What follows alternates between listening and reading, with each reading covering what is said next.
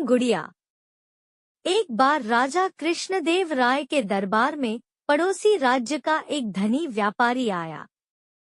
महाराज को प्रणाम कर वह बोला, महाराज, आपके राज्य में व्यापार के उद्देश्य से मेरा आगमन हुआ था। जहां भी मैं गया वहां आपके दरबार के मंत्रियों की बहुत प्रशंसा सुनी, तो मैं आपसे और आपके मंत्रियों से भेंट करने आ गया। आपने ठीक सुना है, हमारे मंत्री कर्मठ और बुद्धिमान है।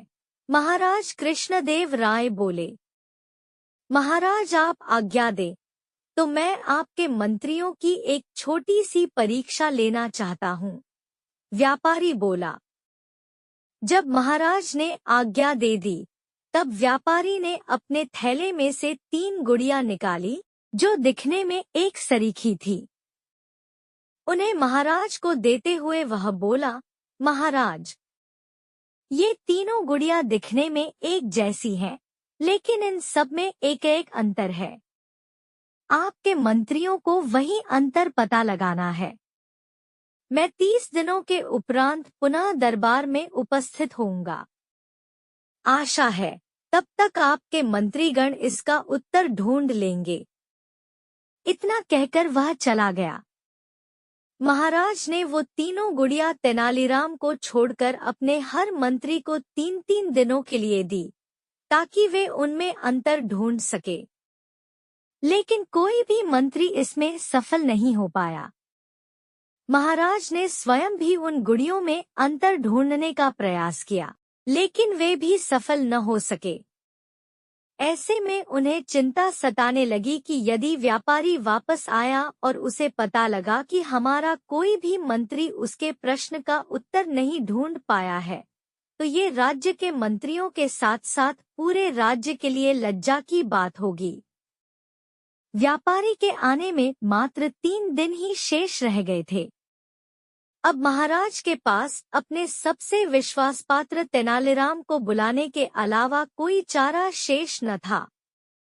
उन्होंने तेनालीराम को बुलाया और उसे वह तीनों गुड़िया देते हुए बोले, तेनालीराम, हमें लगा था कि व्यापारी की दी हुई इन 3 गुड़ियों में अंतर हमारे दरबार के मंत्री ही ढूंढ लेंगे, लेकिन ऐसा हो न सका।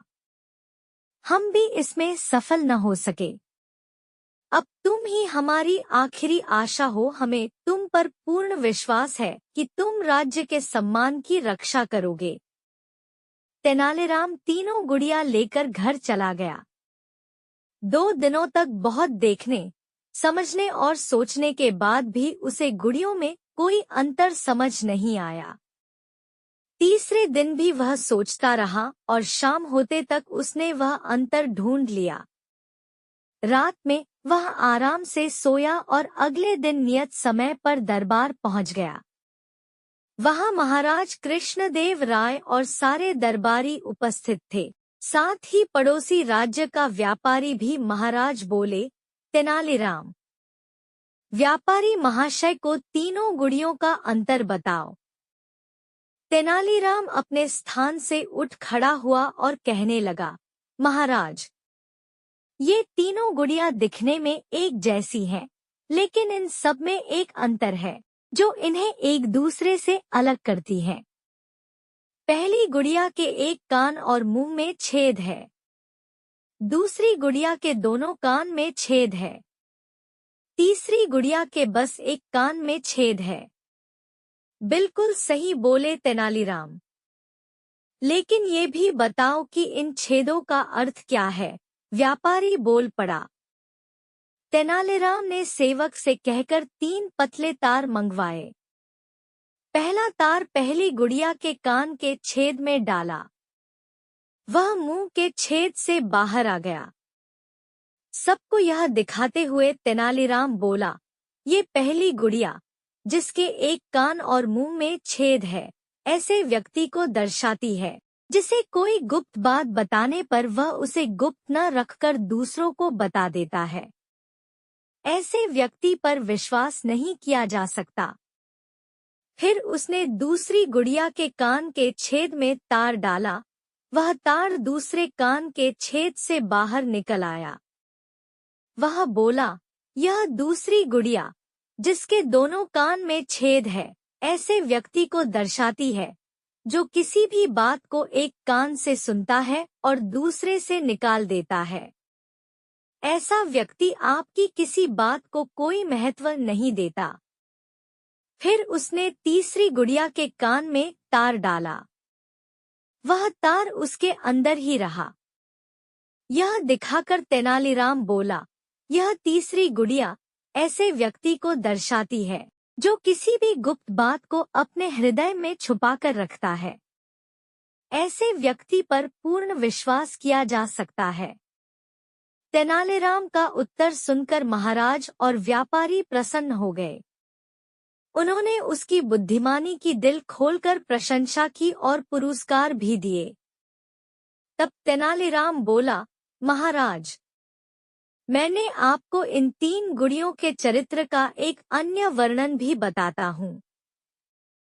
पहली गुड़िया ऐसे व्यक्ति को दर्शाती है जो स्वयं ज्ञान प्राप्त कर वह ज्ञान दूसरों में बांटता है। दूसरी गुड़िया ऐसे व्यक्ति को दर्शाती है जो ज्ञान की बात भी कभी ध्यान से नहीं सुनता।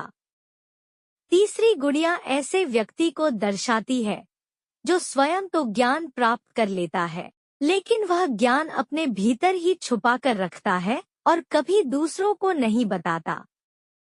यह वर्णन सुनकर व्यापारी कहता है, तेनालीराम, तुम्हारे बारे में जितना सुना था, तुम उससे भी कहीं अधिक बुद्धिमान हो। व्यापारी महाराज कृष्णदेव राय से विदा लेकर चला जाता है। इस तरह तेनालीराम के कारण राज्य का सम्मान व्यापारी के सामने बच जाता है। कुत्ता और हड्डी। एक भूखे कुत्ते को गांव के एक कसाई ने दया कर हड्डी का एक टुकड़ा दे दिया। कुत्ते ने हड्डी का वह टुकड़ा मुंह में दबाया और ऋषि एकांत तलाशने चल पड़ा। एकांत में वह आराम से तृप्त होने तक हड्डी को चूसकर उसका स्वाद लेना चाहता था। रास्ते में एक नदी पड़ी।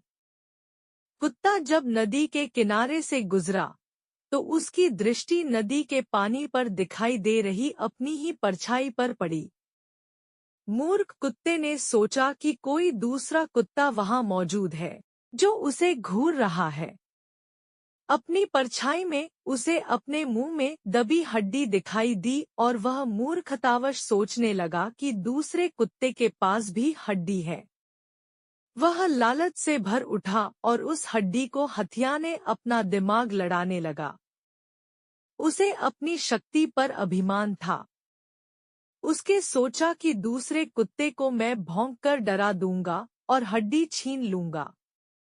अगर ये भौंकने से नहीं डरा तो लड़ाई में तो मैं इसे हरा ही दूंगा।